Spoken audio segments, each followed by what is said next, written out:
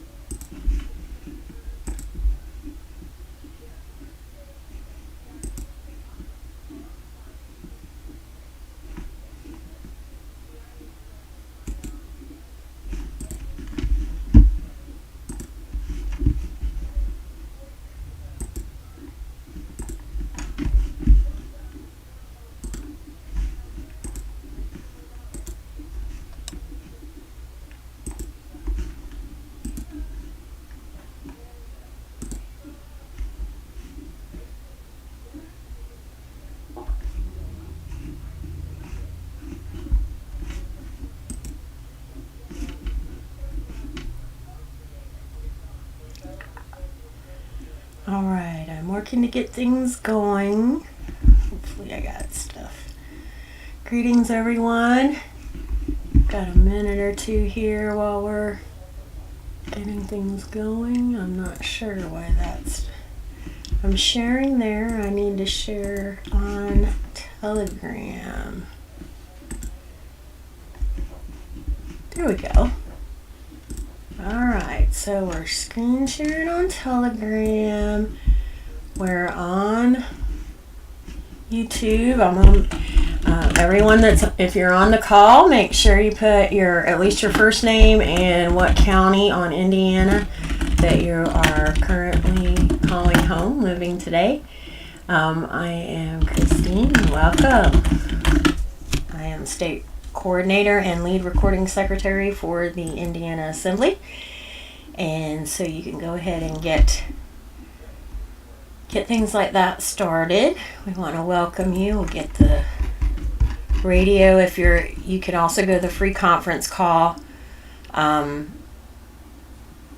calendar wall, and you can listen to it. It's supposed to listen to it. You should be able to hear the broadcast, but there will be a video link available afterwards as well. There will be also on YouTube. All right, so, and I'm still working I'm trying to do it. Maybe there's another place where they're going for Odyssey. I'm not exactly sure if they're getting to Odyssey right now or Rumble, but we'll work on that. So I want to welcome you. Again, I am Christine Van Pelt on Gibson County, Indiana, and I am the state coordinator and lead recording secretary for the Indiana Assembly. And the Indiana Jural and Militia Assemblies are in session. It is Monday, February the 26th of 2024. I am also your moderator for the assembly calls at this point in time. And hopefully at some point we will have our guest speaker, Joe Hayes. He is our Postal 4 Area Chief, as well as PKTF Executive Director, supporting our training in how the militia peacekeeping aspect role integrates with the pillars of the assembly. So we'll go ahead and start with a moment of silence to honor our Creator.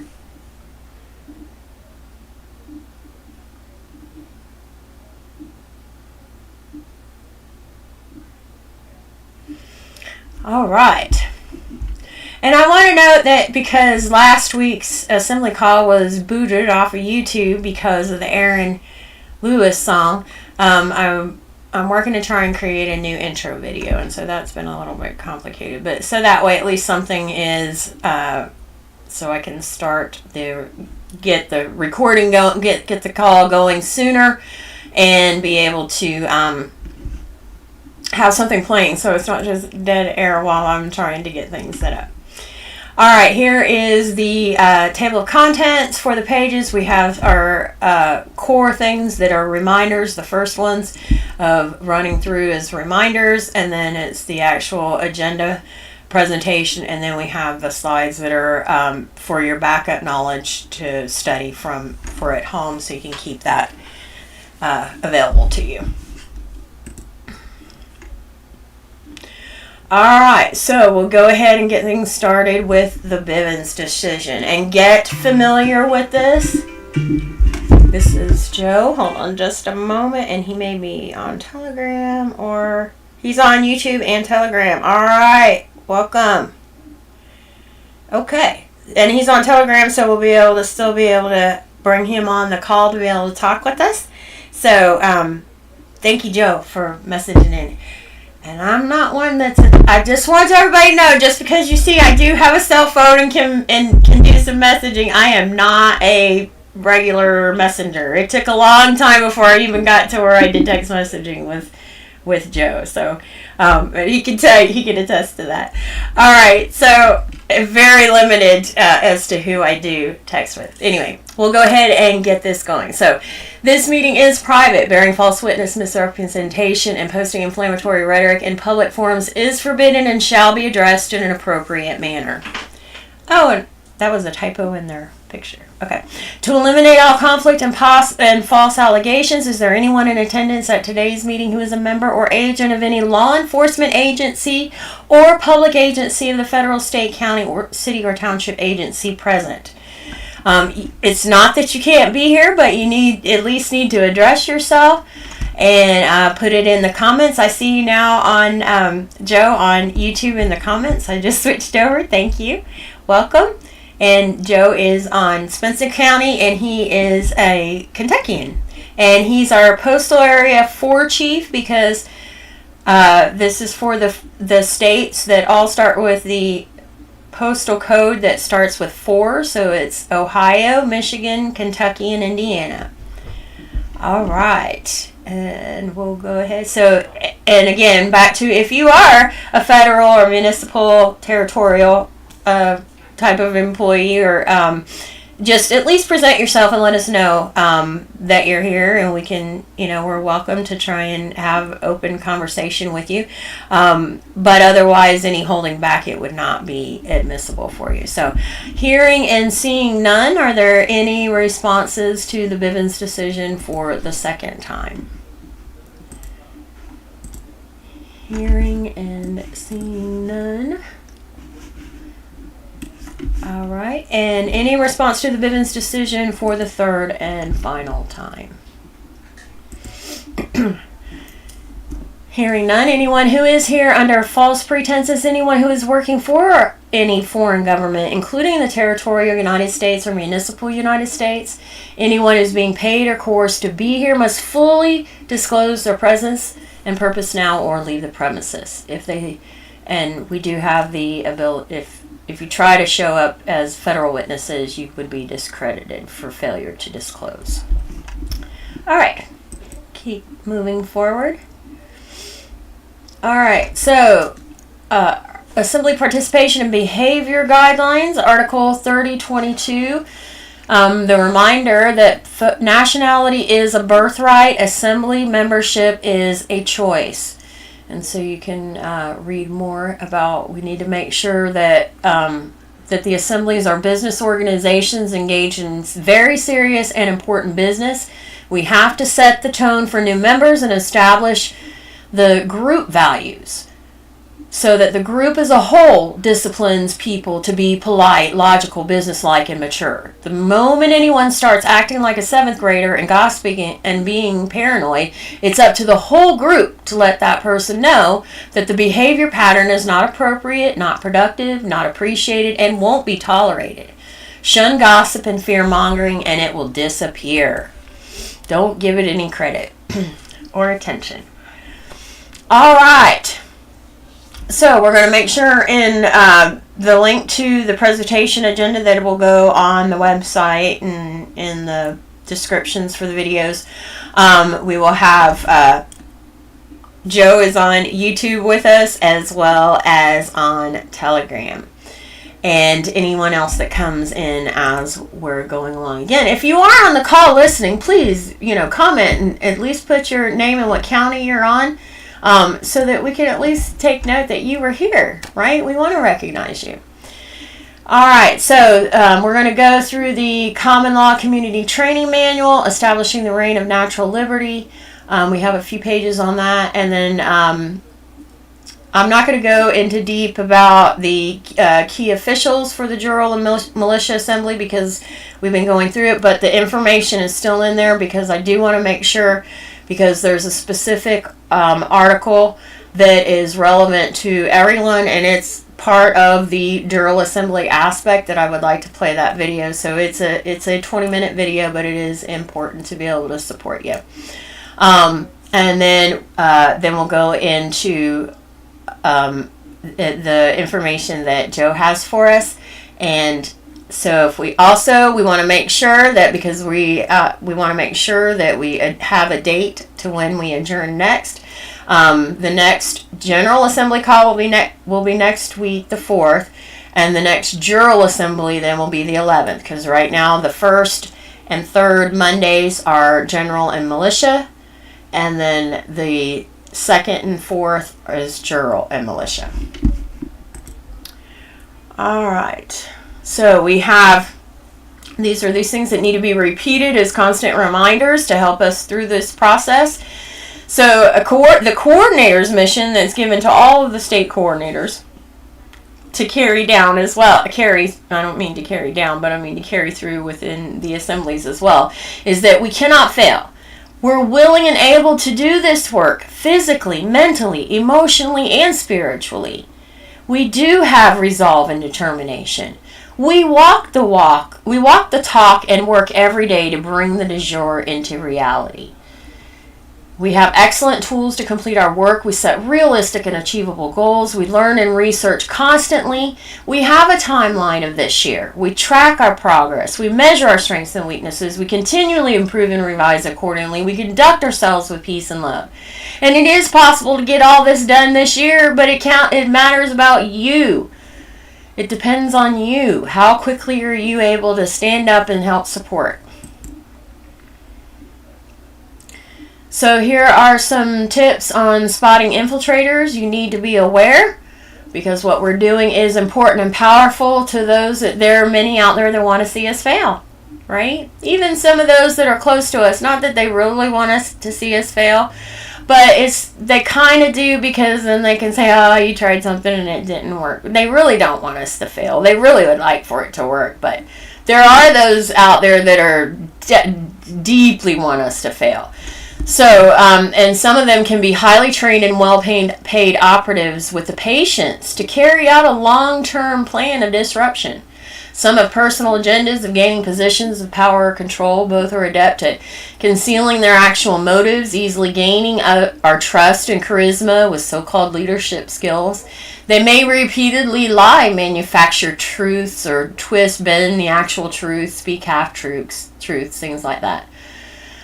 Or they could be where they're easily manipulated, bribed, paid, or duped to aligning with this. Their goal ultimately is to disrupt and derail us from our mission. And then there are those that just really don't take it seriously. There was one man on YouTube that made the comment, well, I'm on this county. If anybody I just need 2 witnesses to say that they've known me and I'm good to go. And he's been that armchair quarterback since I've been doing this now. So he's one of those that it still isn't getting the importance of all of this.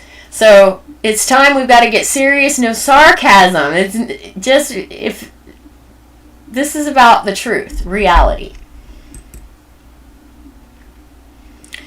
So here are some key signs that are their modus operandi that have been found on most of the states. Attack the leaders, coordinators, ANA, attack foundational elements of the assembly paperwork, assembly process. You can see the list there. And it continues on because they have certain tactics that they follow. They simply follow. And here is the link to the full article so that you have all the content with that. All right, the Indiana Assembly mission statement. Again, you get to know this. This is going to be repeated as often as possible. This is our role. This is what we're supposed to be doing here on Indiana. There are 7 specific duties that have been assigned that were our mission to focus on as to our purpose of being here. Our Indiana Assembly is dedicated to the restoration of a complete and fully operational land and soil jurisdiction, state and county court system serving the people of Indiana. That's number 1. Number 1, the preservation of the national trust, the enforcement of the public law, the upholding of the federal constitution owed to our state and people. The repopulation of our land and soil jurisdiction. That's where everyone, even though you've recorded somewhere else, you still want to present to the Assembly so that you can help support the repopulating of the land and soil jurisdiction. The filling of vacated public offices. That means you, people, standing up and actually filling the roles, operating. This is of, by, and for the people. That's what that means, right? And the reclamation of our material and intellectual public and private assets. Right? To these ends, the living people of Indiana have called the eligible Indiana nationals and citizen electors to assemble and to serve as jurors and officers, and we have established the process and procedure to qualify jurors and others competent to hold state citizenship and public office. We do this peacefully and without rancor in the exercise of our unincorporated powers and capacities. Okay? Oh, I don't have sound on. Oh, sorry, Telegram. I got volume going on for you now. All right. Fortunately, we didn't get too deep in, so we're still in a good place. But I'm not repeating everything. All right. Outreach mission statement, because you could still at least see through the slides. Our mission is to help people understand who they are and why they were misidentified as U.S. citizens of the United States, and provide a solution by correcting their political status that includes joining the Indiana Assembly, including home county assembly, and becoming actively involved in restoring the Republican form of government we are owed. We do this through a combination of consulting, facilitation, and training services that provide the optimal benefits of the future American. To assist future Americans, we offer a range of opportunities designed to live like an American. High-impact video conferencing, turnkey political correction process, web-based libraries, local assembly meetings, state assembly meeting, continental marshal and deputy programs, state and county committees.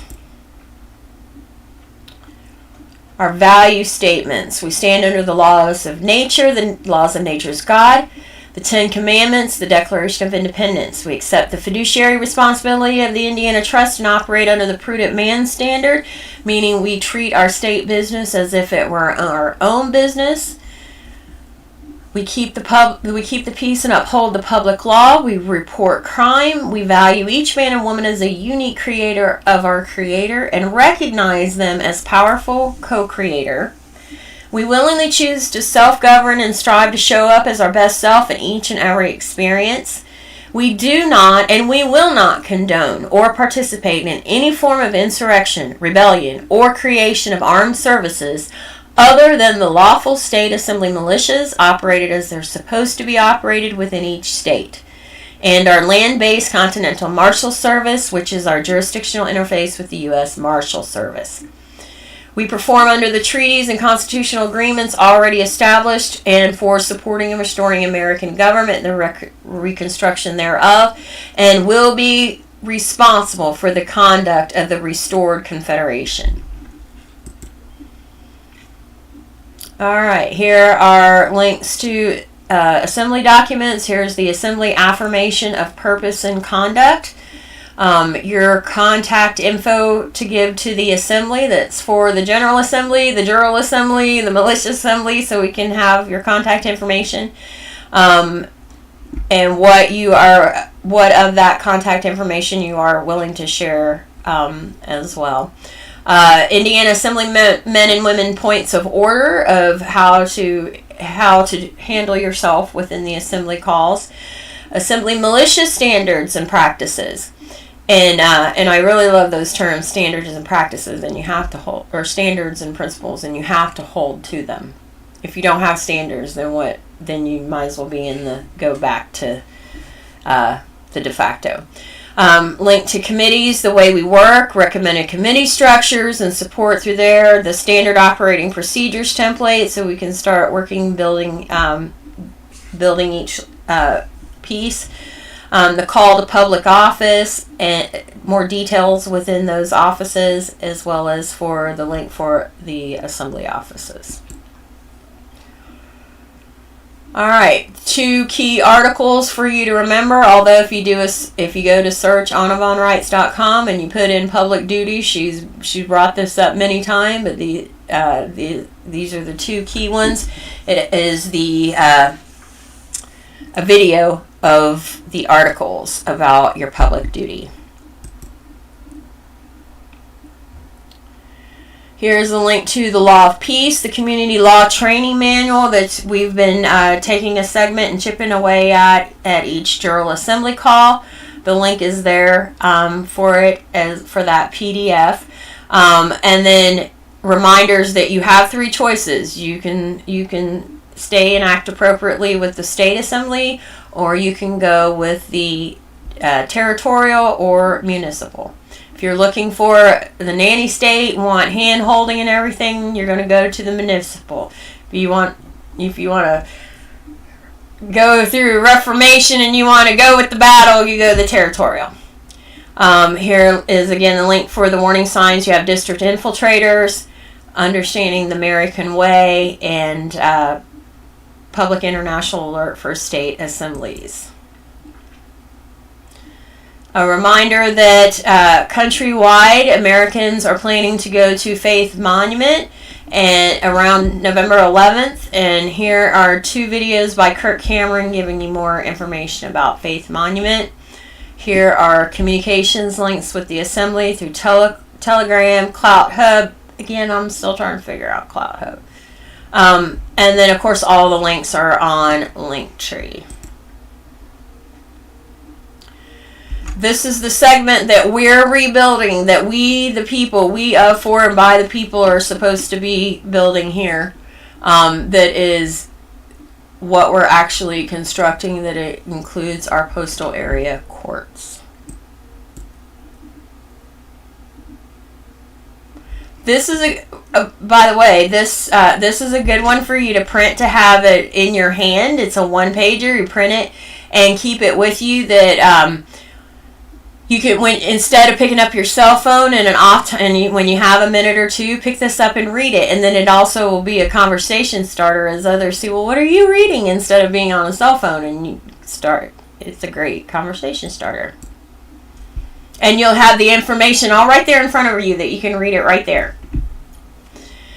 Article 2905, organizational goals. So this gives you a breakdown. So the General Assembly, of the 4 pillars of the assembly. So everyone belongs to and participates in the General Assembly, which addresses in-state and local issues. State citizens additionally serve in the International Business Assembly to decide international issues.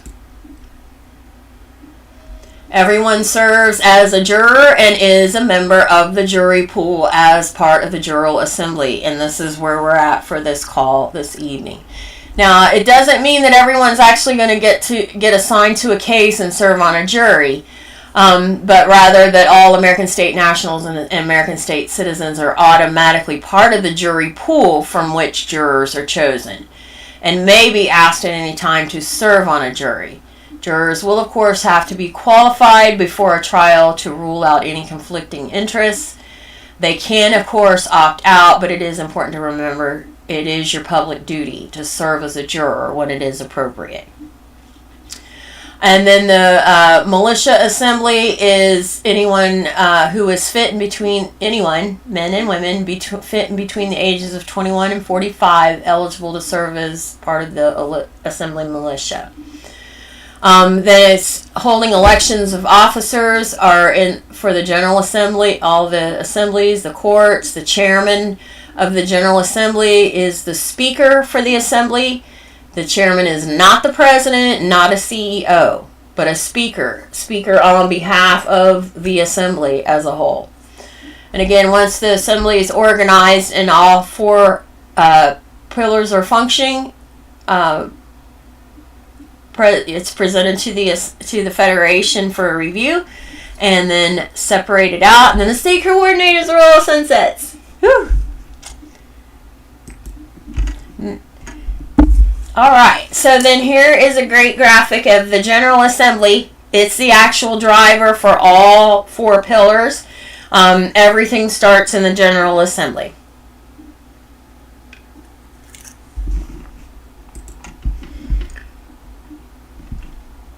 Again, here are the four pillars, breakdown about the General Assembly. International Militia has a standing committee of the whole.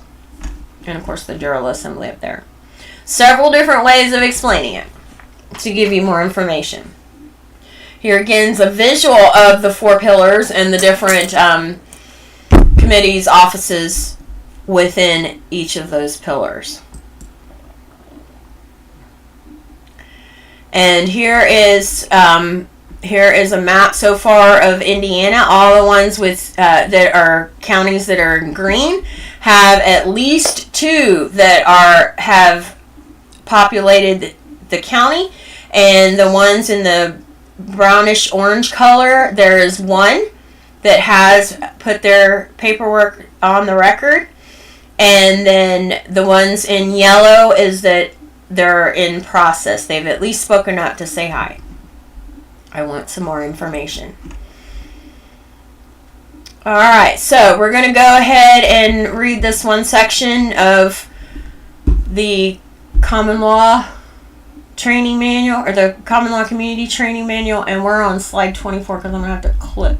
And that's one of the things with the free conference call with that broadcast thing. When you're sharing and you get out, you have to re-click through everything, but it won't take very long. Okay, so let's get out of this.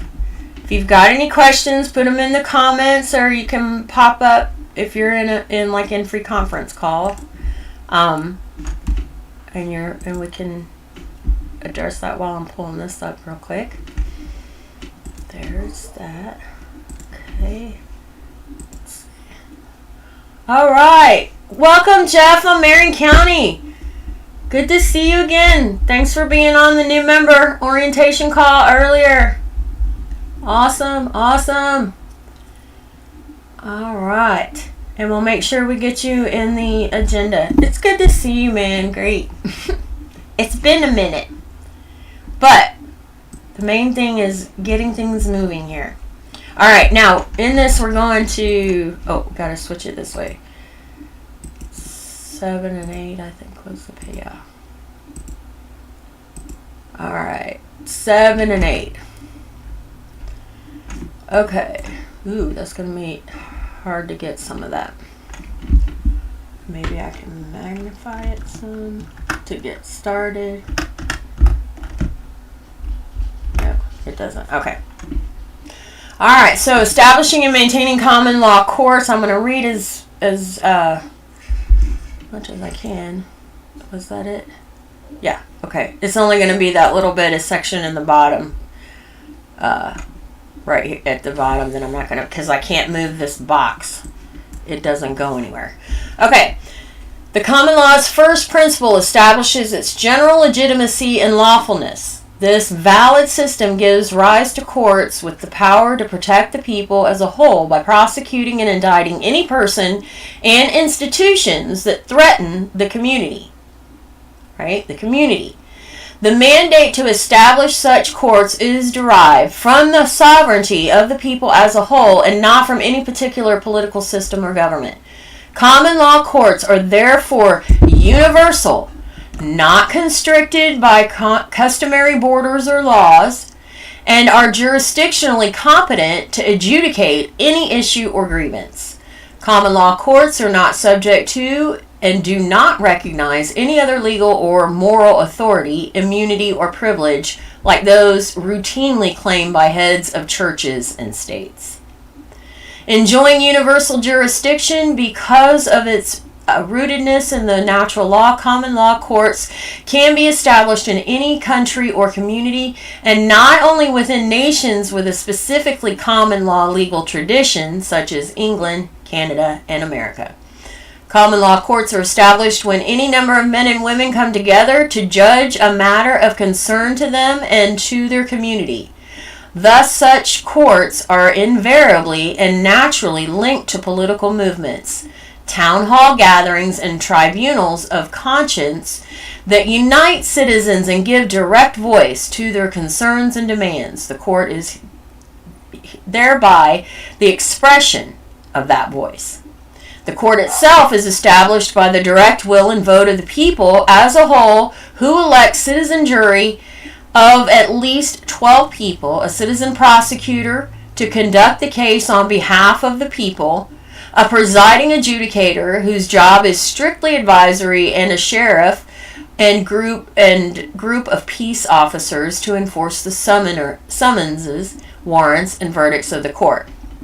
I really wish I could be able to read this. Additionally, the community may appoint local magistrates versed in the law known as justices of the peace. Can't read the rest of that.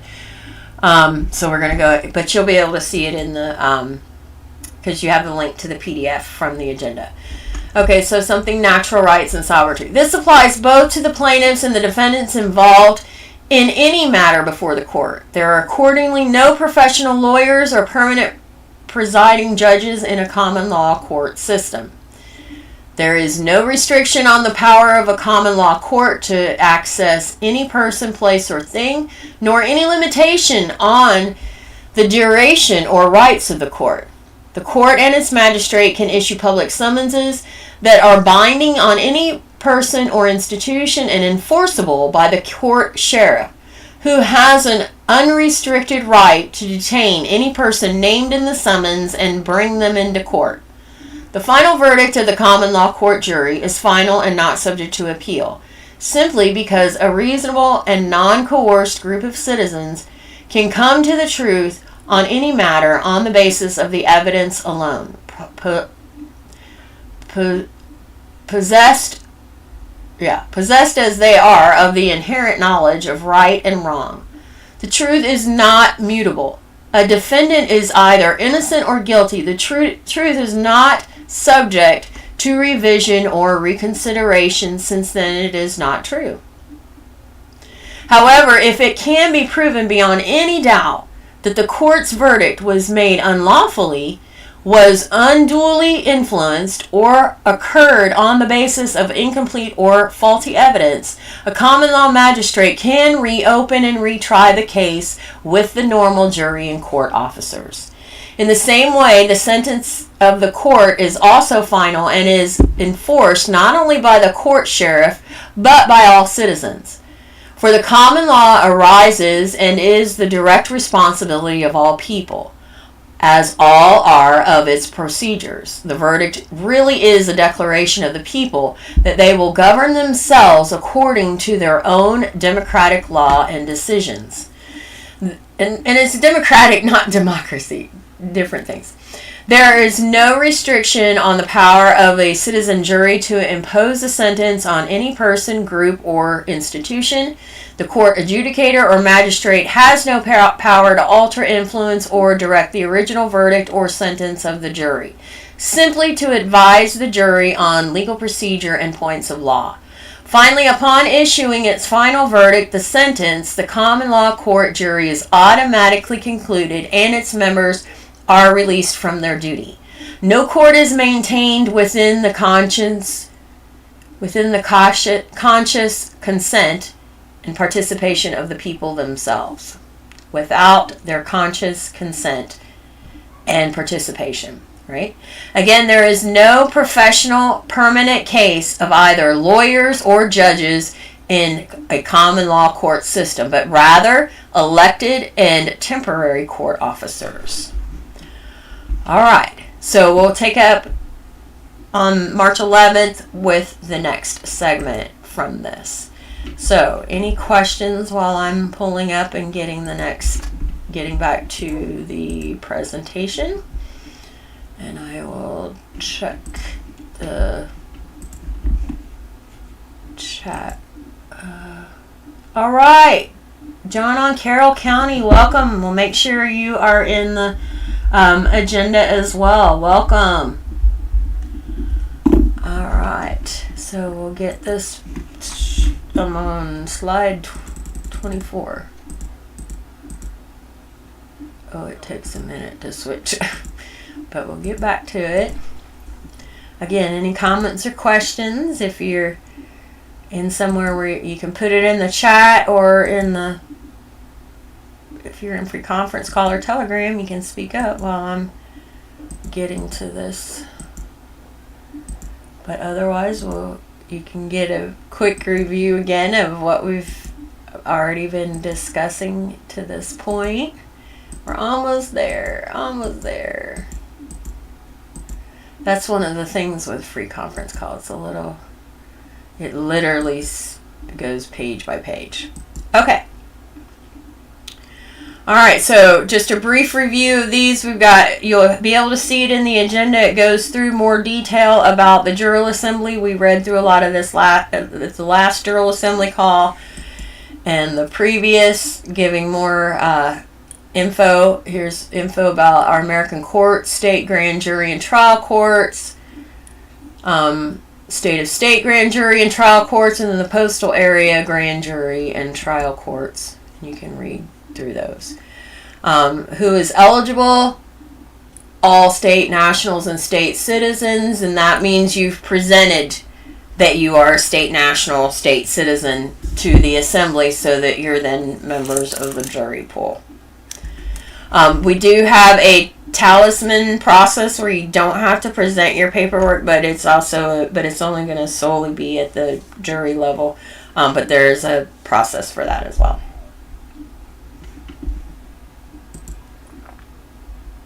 Excuse me. So, and then here goes into some of the roles for the Jural Assembly and the details about each of those roles.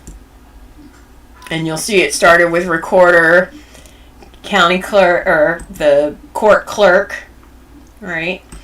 And then there's the bondsman. So pretty much in order of importance of as far as their roles, key positions within the roles, not that they have any specific power over one or the other. It's just the level of work that's involved with that.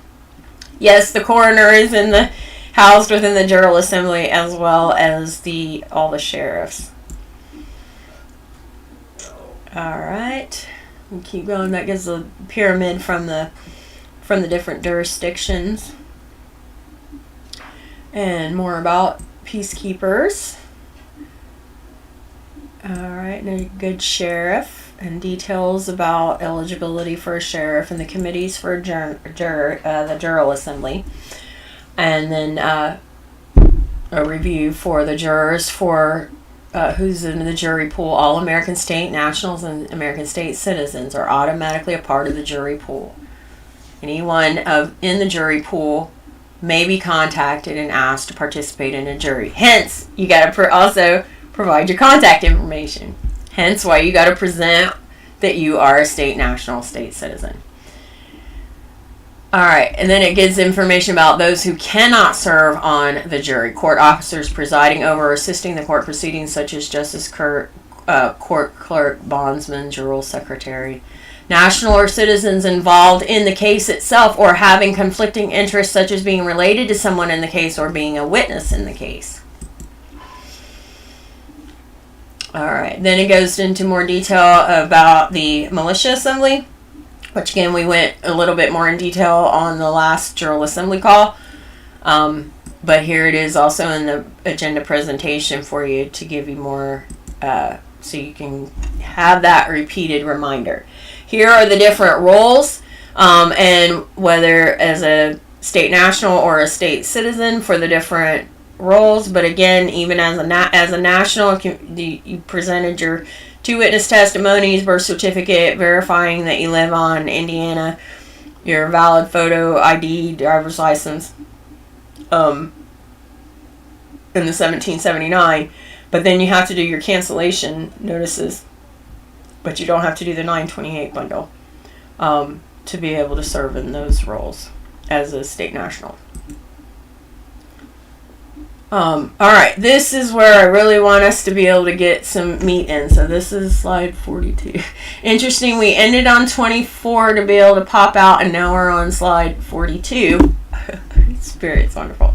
And because I want to make sure that we go through this, the audio for this one here of Article 4672 for declared Americans only. It is 19 minutes, so that should be all right within our timing as well, though. But we want to make it's an important one that is directly related to supporting people in cases that they're involved with. I'm going to check real quick. Okay, so we should be good.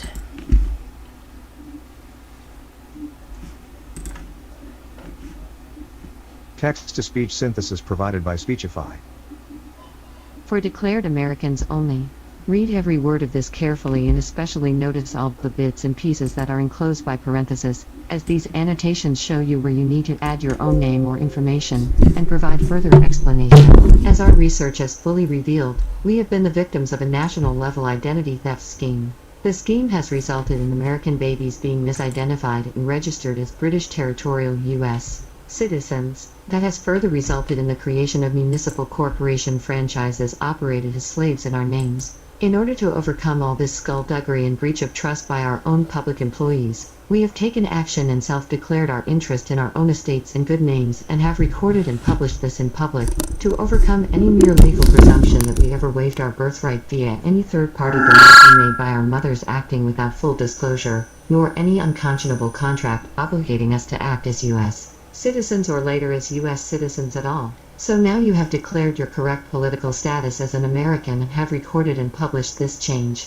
This forthcoming information is information that only you can make use of, so it is specifically directed to members of our state assemblies and American state nationals who may or may not be active in their state assembly, but who have nonetheless done the paperwork to recoup their birthright political status. Caution: if anyone tries to use this information who has not gone through the declaration, recording, and publishing process, they will land in jail, and probably for a very long time. Caution: you may have to remind the court that the estate you are claiming is bonded against loss by the bond number disguised as a file number on your state birth certificate and is additionally indemnified against claims brought by the municipal corporation and their franchises by the United States of America. Omri 00001 RA 393 427 640 U.S. indemnity bond lodged with the U.S. Department of the Treasury. There are 2 foreign court systems gunning for you, a fact that you are probably very much aware of, because you and your parents going back several generations have been mercilessly hounded by your own public employees and dragged into their courts and been coerced and fined and jailed under the presumption that you are a public employee, too, or the dependent of a public employee. We are now going to teach you how to defend yourself against these obnoxious impositions and false legal presumptions. The moment you are misaddressed by one of their officers or courts, you must set the ground rules by issuing a competent denial of their offer to contract and provide you with their services. It is always preferable to do this in writing, but can also be done in court if you have been arrested and dragged into a situation you didn't allow or ask for. First, note that as a living man or woman, you are not acting as a person and therefore cannot issue an affidavit by definition. You can't make any kind of pleading before their courts at all. So, give that, what can you do? You can give testimony in the form of an affidavit. You can also fully inform them, that is, report a crime. This is, in fact, what all the United States and state-of-state franchise courts require as part of the rules of civil procedure. If you don't observe this fine point, and issue an affidavit instead, they can go ahead and presume that you are not acting as a living man or woman, and are acting as a person instead. Please note that I and my husband have both acted as persons in the past and have issued affidavits, but that doesn't mean that you should. We knew what we were doing when we did it and were properly papered up and prepared to take that action. Most Americans are not similarly enabled and don't have to be, so don't make affidavits. The yielding to their jurisdiction happens when you, 1. voluntarily appear in their court, or 2. make any motion or pleading whatsoever.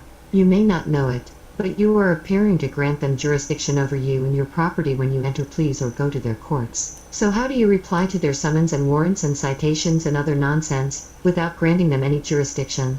If you receive a written summons or similar correspondence either by process server or via the mail, which they are using less often because they got in trouble with the postal authorities, you write back to them and right up front, in the first gasp, you issue a series of denials and counteroffers, like this. Testimony in the form of an affidavit. Please receive my compliments in response to the process summons attached and returned to the court, without, however, mistaking any aspect of this communication as an offer of contract, acceptance of contract, representation, commercial correspondence, any acceptance of legal representation, or action in rem. The court may, of course, appoint their attorney to represent their fictitious defendant, but in no case shall any such attorney represent me, nor shall any claim against any such fictitious defendant/defendant attached to me, my estate, my assets, my credit, or any beneficial derivative belonging to me. This blanket denial and refusal to contract sets the playing field and begins to define the rules of engagement for them. Similar verbal replies will work for you in any situation where you are arrested. Then you will want to begin laying down specific denials according to the circumstance. Most of the time the first court you will encounter will be a municipal court of some kind, which is limited to dealing with municipal franchise corporations engaged in some form of maritime commerce. For general purposes, no matter what kind of court they present, you will want to present a list of objections and denials like this. Part 1. Denials. What I am not and what I object to. 1. I am not a bar attorney, lawyer, or any human person engaged in any titled profession, and I owe no licensed or dependent obligation, no pledge, title, performance, or allegiance to any foreign incorporated entity, government, or organization, not limited to the Bar Association, the Roman Catholic Church, the British Territorial United States, the Municipal United States Government, or any franchise, incorporation, agency, or agent thereof. 2. I am neither a U.S. citizen nor a municipal citizen of the United States. I adopt and hold no citizenship obligation or franchise agreement with respect to the District of Columbia, the district government, or the municipal United States or its government. 3. I am not a dependent of any district or agency personnel, United States persons or municipal persons presumed to exist in the realm of legal fiction as foreign corporations operating under some form or permutation or variation of my given name, or some foreign sign language known variously as Dog Latin or American Sign Language appearing to represent my name. 4. I am not a corporation nor am I representing any corporation. 5. I am not a public trust nor am I representing any public trust. 6. I hold the only survivorship interest in your name in upper and lower case, estate, and I did not authorize the construction of any district or municipal corporation operating under the sign, the name of the defendant in any form or under any section of municipal code, nor did I authorize the registration of any territorial person that may be using my good name under presumption of a public usufruct. 7. I do not use the name, defendant or defendant's name, or any ordering or permutation thereof in commerce or as a legal fiction under admiralty law. 8. I do not need and have never needed any conferred citizenship, and am not stateless and have never been stateless. 9. I am not a colored person of any kind, not a slave, not a criminal, not a pauper, not a dependent or employee or citizen of any federal corporation, not a debtor, not an indentured servant, and not a bankrupt person of any kind. I don't accept or adopt any denigrated political status. 10. I am not a felon against my public law. 11. I am not waiving my birthright estate/estate. 12. I am not the subject of any foreign infant decedent estate. 13. I am not the cargo aboard any foreign vessel. 14. I am not the subject of and not subject to the 14th Amendment known as a citizen of the United States under any authority thought to still exist under the so-called Corporate Constitution of the United States of America, Incorporated, first published in 1868, which was never ratified by my states of the Union. 15. I am not an enemy of the British Territorial United States nor of the United States of America, Incorporated. 16. I am not a sovereign citizen. I object to any inference or insinuation that I am ignorant or that I avow an oxymoron as a political status. 17. I am not a human, not an indentured servant, nor a slave nor any volunteer, nor any kind of tortfeasor against the federal constitutions, and I do not voluntarily act as a tortfeasor against Article I, Section 10 thereof. 18. I object to the use of Federal Reserve notes. I do not voluntarily use Federal Reserve notes. I have no federal income according to the U.S. Supreme Court, as I am not a federally connected taxpayer operating as a voluntary franchisee of any foreign municipal corporation and have no corporate profits separated from capital that could stand as federal income, no evidence of debt presented as an IOU or other form of promissory note, such as a Federal Reserve note, can be considered actual payment or profit in hand. Additionally, I am not a warrant officer in the British Merchant Marine known as a taxpayer to the King and am not lost at sea. I am not a driver or other person employed in any commercial avocation related to the Admiralty, nor am I voluntarily operating in any form of maritime commerce. 19. I do not accept the American Civil War or any war since then as anything but mercenary conflicts that are not owed the dignity of the law of war or the law of peace, as there was no official and required declaration of war by the several states in Congress assembled related to their onset, and I do not recognize the existence of or need for any British territorial military protectorate related to me on the land and soil of my own country when our own state assemblies are in session. 20. I do not accept any claim that I am rendered an enemy while at the same time my estate is being charged for services as an employer, and when my states have never participated in these conflicts. 21. I do not accept any foreign public trust interest in the your name in upper and lower case estate based on an undisclosed unconscionable birth registration contract, nor any private trust interest created by any foreign baptism nor other undisclosed contract with any incorporated church, nor any derivative contracts based on these presumptions of contract, pledge, or allegiance. 22. I notice that all the so-called Western territorial states have been enrolled as actual states of the Union since October 1, 2020, and this was made retroactive to the date these states entered territorial statehood. So there is no longer any presumption against any of the people born in these states of the Union. The important points to get across right up front are these. 1. You are not an attorney and don't accept being represented by an attorney. If the court wants to hire an attorney to defend or prosecute their own phony foreign franchise defendant, that's their business, but no attorney will represent you or your estate. 2. You are the one that has the survivorship interest in your name estate. 3. You are not a corporation of any kind and aren't representing or acting for any corporation of any kind. 4. You object to the use of Federal Reserve notes or any other kind of promissory note as money and don't consider the receipt of these I.O.us to be any kind of payment or profit. 5. If you live in any of the states that entered any statehood after the Civil War, your state has been officially enrolled as a state of the Union and you no longer labor under any territorial statehood claims. If there is a money claim being asserted by any of these commercial banks, property taxes, franchise taxes, mortgages, income taxes, etc., you will additionally remind them that 1. Money does not include treasury notes. Fouquet v.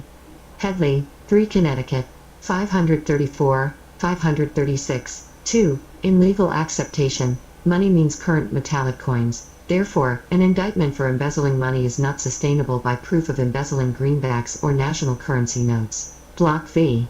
State, 41 Tex. 620, 622. 3. The term money does not include banknotes. They pass as cash and constitute a part of the circulating medium, and for many purposes are to be considered as money, but, in the strict sense of the term, they are not included therein. Yodel v. Corpening, 32 NC 58, 60. Money, as used in the Crimes Act, Section 13, providing that any person stealing any money, the property of another, shall be guilty of larceny, cannot be construed to include bank bills, for strictly bank bills are not money, though for many purposes they are treated as such. Johnson v. State, 11 Ohio Street 324,325. 5. The term money, in the statute defining robbery as taking from the person of another any money or personal property of any value whatsoever, with force and violence, and with intent to steal or rob, does not include banknotes. Turner v. State, 1 Ohio Street 422,426. 6. Federal Reserve notes are not dollars. U.S. Treasury, General Counsel, Monk. 7. Those notes and checks are acknowledgments of indebtedness and promise of payment. Heatman v. Moon, 131 NY 462, 30 NE, 487. Smith v. Truard et al., 223 NYS, 481. 8. It follows that all the your name in upper and lower case estate ever received as payment for any goods or services from federal corporations or their employees are promises to pay, otherwise known as IOUs or promissory notes, in this case, Federal Reserve notes. 9. It also follows that as the inheritor of the assets in credit owed to your name, You do not allow any private bill collectors to sue for the involuntary extension of more credit to municipal corporation franchises appearing to be named after the foreign estate. 10. It stands as public knowledge that the so-called federal national debt owed is now in excess of $35 trillion. 11. Add to this that federal U.S. citizens and citizens of the United States have no ability to redeem fiat notes for United States silver dollars, and are prohibited from doing so by Title 31 U.S.C. Section 408, which prohibits the redemption of any currency, that is, money of account, into gold, and Title 31 U.S.C. Section 405A-3, which prohibits the redemption of any United States currency dollar for gold/or/silver, so that such foreign persons/persons are precluded from receiving actual payment and equally precluded from alleging any actual debt on the basis of commerce or trade using Federal Reserve notes. 12. Also, notice that the Tax Lien Act of 1966 placed all such actions under the Uniform Commercial Code, and for a check to be a negotiable instrument, it must contain an unconditional promise to pay as uncertain in money and be payable on demand or at a definite time. UCC 3103, B, C, a condition which no check issued in the current system can meet, which means that U.S. citizens and municipal citizens of the United States, like the Territorial Internal Revenue Service and municipal IRS, can be any phony creditor or set of creditors like the First National Bank of BS or the South Branch Federal Credit Union, can only act as my agents if I grant them permission to do so, and also means that no such legal fiction/fiction entities, such as the Internal Revenue Service/IRS, or First National Bank of Texas or HSBC, can act as moving parties alleging the existence of any actual debt based on Federal Reserve notes, which are not money, and checks which are not negotiable instruments. 13. Take notice that fictional money results in fictional debts and fictional profits and fictional income, too, as Federal Reserve notes are debt notes by definition. The use of Federal Reserve notes or their transfer can never result in profit or income, either one. Thus, any allegation that I or my estate are in receipt of federal income is fraudulent, null and void, and provides no basis for any court decision. Notice that you can use the same information to torpedo a mortgage claim. You and your estate didn't receive anything of value and so don't owe anything of value. Just substitute the name of the bank or other foreign creditor. Any allegation that I or my estate received anything of value from First National Mortgage Bank and Trust in the form of a check transferring Federal Reserve notes or other money of account is fraudulent, null and void. 14. The allegation of any debt owed by me or my estate and based on Federal Reserve notes, their transfer via non-negotiable checks, or additional accrual of debt by their collection, results in a fraudulent and constructive debt claim that the moving parties are incompetent to demand or receive. I and my estate are not the debtors. We are the ultimate creditors, and must be held harmless by the corporations and principals acting as usufructs. 15. Both the assets and the credit based upon the assets of your name in upper and lower case, estate are owed to me. I cannot possibly owe a debt to myself for the unauthorized abuse of my own credit or the involuntary extension of my credit in the form of a Federal Reserve note, and I have not approved the moving parties nor their attorneys to collect any such debt on my behalf. 16. The Gold Bullion Act of 1985 makes it clear that Americans, such as myself, are not obligors or guarantors with respect to the Federal Reserve banks and their notes. Public Law 99-185, December 17, 1985. 99 Statutes 1177. 17.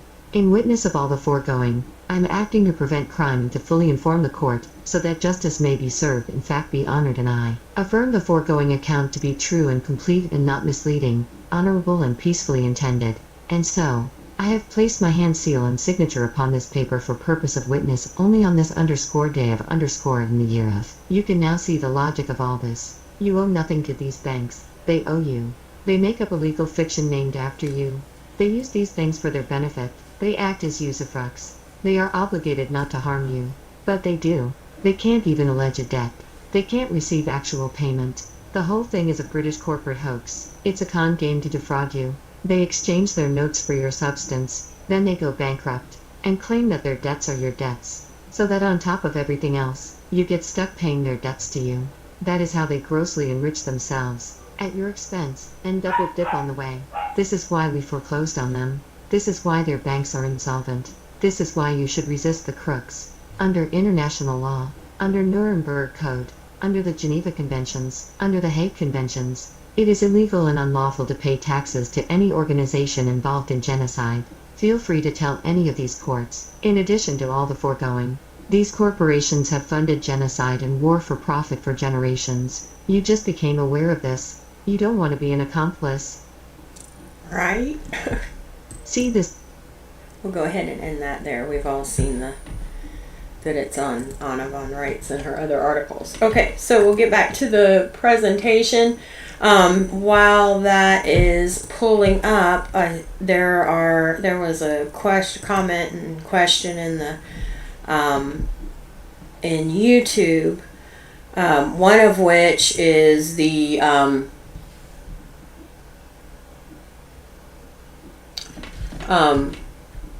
point of making it good about that you serve notice about your summons, and definitely make sure to keep copies of everything that you're doing, keep track of everything, and make sure that you send all mail, put the mailing details on the documents themselves, as well as having your receipts. You want to make sure they're sent either, you can send directly to the court via priority mail because registered mail will take too long. But make sure you put that mail number on the letter itself so that if it gets separated, they can see that it was sent by priority mail.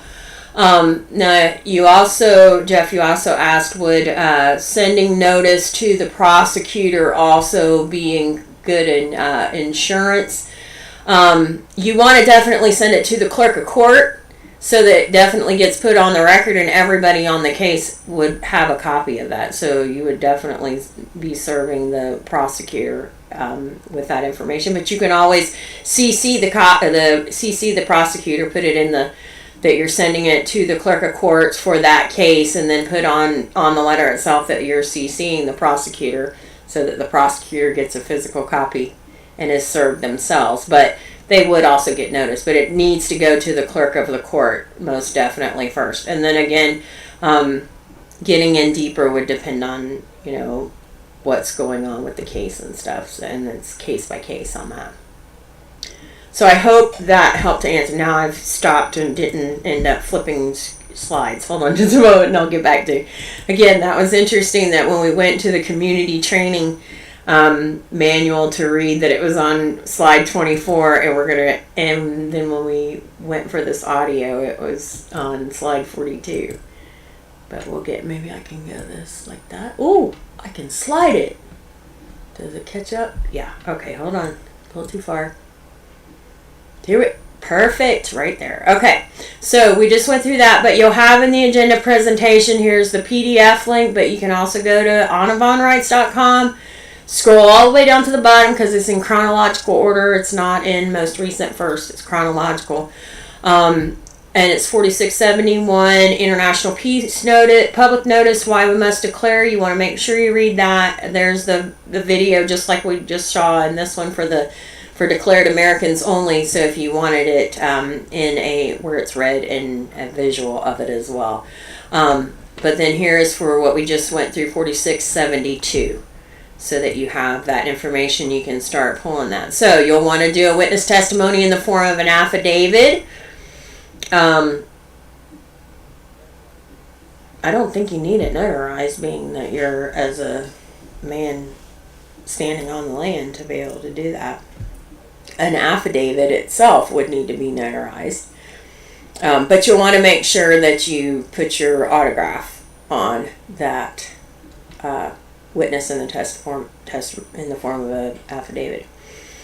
All right, so we're at the point with Joe. I think everything else I want to we'll run through here so we can close out the agenda presentation before he gets on. If you are interested in the med beds that are out, here's the contact information directly to them in Florida, as well as their website. If you're interested in supporting bringing med beds to Indiana, here's a link on the right to be able to support that directly. And then here are all the links to be able to connect with the assembly. And then again, we want in the agenda presentation, we're going to make sure that we've included Jeff on Marion County and John on Carroll County. Both are on YouTube, so they'll be on the record for the agenda as well as in the recording. And so next week, March the 4th, is the General Assembly call, and the following March 11th is the next Jural Assembly. So the rest of the slides are all reminders for you to be able to do extra homework to keep in mind about how to work through things. All right, so I'm going to stop here on this one. Of course, I hope you could hear me after all that. I forgot to move the microphone back, but I'm usually pretty loud anyway, so you can be able to be able to ask. All right, so let's see if we can, let me move this over, maybe. There we go. All right, Jeff, I gotta be able to allow to speak. Thank you, Christina. Yay! Wonderful presentation. Oh, thank you. Can you hear me okay? No reverb or background noise? No, I can hear you well. Okay, so I just wanted to, I'm looking at your display, your presentation, and multiple platforms. Again, phenomenal job. And I was just observing participation, folks on Telegram, for instance, the thread, your previous last two videos posted. Wonderful, wonderful, wonderful. I can't thank you enough, and deeply admire your work here. So what I'll do is, if it's okay, because I did notice, at least with your last two presentations with your updated platforms, you're at about 70 to 80, 85 minutes, maybe 90, I guess, at the top, and then you take a 30-minute break up, or I don't know, beyond that. I don't know. But anyway, I'll try to come in this way, Christine, and for everybody listening, because usually I'm traveling during your meetings. But through YouTube, and I can help field questions through there, as well as Telegram, speaking through Telegram. That would be helpful, definitely, yes. Thank you. Okay. And so as a familiarity routine for myself, I will put in the link tree for PKTF, and if you can pull that up and display that, and we'll just kind of build off of that momentum, if that's okay. And Okay. I'll definitely attempt to keep within your 70 to 80 minute presentation. Okay. Let me. So if you can see that, yeah, you should see that in the chat. Oh, in the chat. YouTube. Gotcha. Where are you on? Yeah. Oh, you're in Again, YouTube. Gotcha. No, I don't I'll see it. I'll maintain that same presence when I'm able to attend. For folks like Jeff and John who are joining us via YouTube. Right. I also noticed Dale's on Telegram. I'm assuming these guys, men and women, are from Indiana. So, and you have the recording, so it's really great. So we'll see how this goes. And then next week, based on your agenda and the various pillars you're focusing on, again, I'll sign in via YouTube, help with the chat, and also put in Linktree there. PKTF Linktree. Okay. All right. So I didn't see the link in Telegram or YouTube, so I just put up the piece. Yeah, it's in there. Yeah, it's in there. But if you want, I'll send it to you for later reference. Okay. Folks in the chat can see that, but and I was going to transition from the Linktree to this section here. So thank you for that. Okay. Now, if you would exercise the search bar, which we just recently added. Oh, in your thing? It's at the top. Yeah, it's at the top. Gotcha. Here. Yay. Okay. Okay. What am I putting in it? Right there. Now, and this is for maybe Jeff or John, Dale, whoever, or anybody. March the 2nd, we will be fielding our what's referred to as a day zero. So it's a pre-launch meeting nationwide for anyone from any assembly that is an American state national and is not working for the Federation.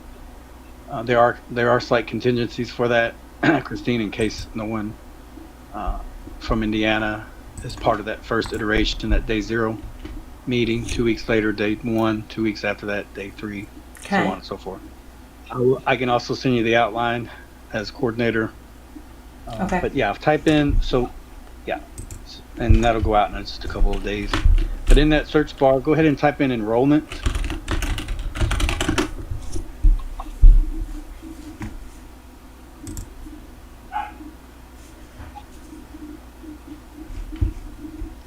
Okay.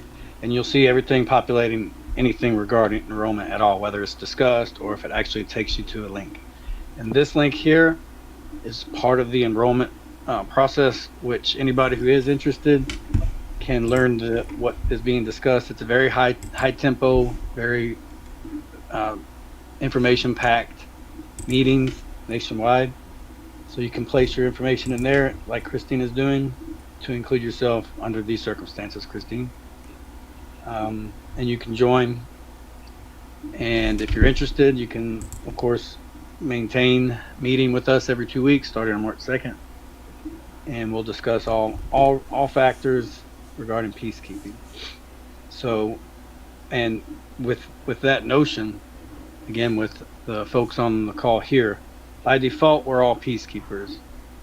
And so if you are interested beyond the liaison role, or if just interested on maintaining a peaceful presence on your county, we encourage folks who would like to learn the role of sheriff. It's a great starting point, even just to become familiar with and learn the role of what a true lawful peacekeeper is versus a policy enforcement or law enforcement serviceman or woman. All of these things can be discussed and will be discussed at length on the meetings. So as Christine is filling out for her interest, you'll get an email, and with that email, whether it's just Christine or more Indianans, your state will populate or be highlighted. You can show that after you're done there, Christine. Up No rush. for this one here. State. Yeah, if you're done, go ahead and push. Yeah, if you're done submitting, go ahead and go to the campaigns. Not that one, but under campaigns. Oh, campaign one.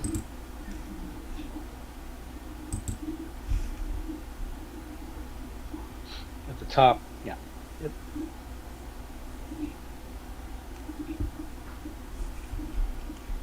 Yep. So Indiana will be, once we receive any enrollment form from any state, you'll get a response email notifying you that your state is now on the map, so to speak, and then you will receive correspondence further. Right. And I see the different, like here, Kentucky has already their service opportunity obtained. Awesome. Whereas the other, they're still working with the general interest, so we can see Right, how and that that's- changes in because- the.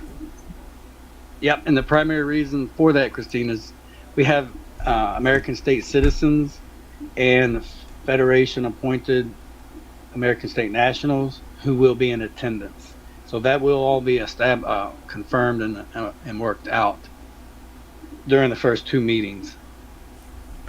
Okay. To where, indeed, a sheriff who's elected are encouraged to return and focus on their county, in the expectation that someone else who is, removed from the assembly as far as state serving at the state level and is not in a elected office, but is definitely interested in learning more about peacekeeping in its entirety, can become that state assembly liaison and will meet with the peacekeeping task force on a fairly regular basis. And further details, again, will be discussed. I'll send that to you, that outline, once it, Okay. whether it's tonight or tomorrow night. Okay. Sounds good. And I'll start getting it incorporated in.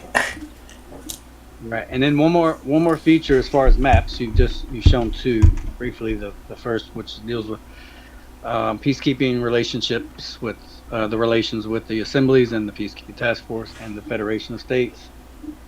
You see this map here, which illustrates an expounding out or growth within the peacekeeping task force as far as subject matter experts or liaisons, bridge builders, to their General Assembly for their oversight committee.